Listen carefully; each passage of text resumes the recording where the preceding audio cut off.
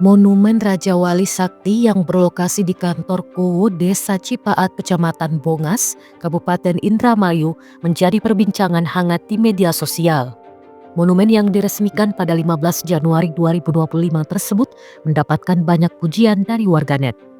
Penampakan Monumen Raja Wali Sakti diunggah oleh akun Instagram @indramayuinfo dan segera viral karena desainnya yang megah dan estetik.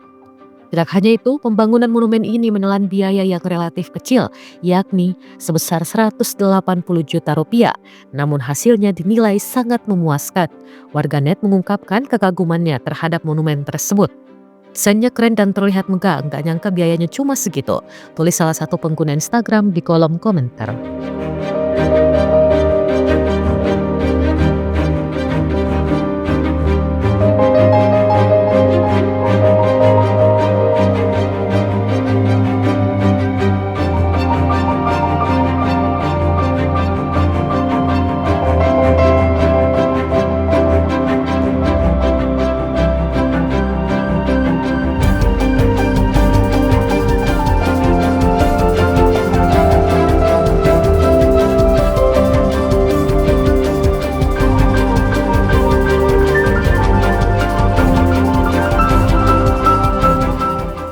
Download Tribun X sekarang, menghadirkan lokal menjadi Indonesia.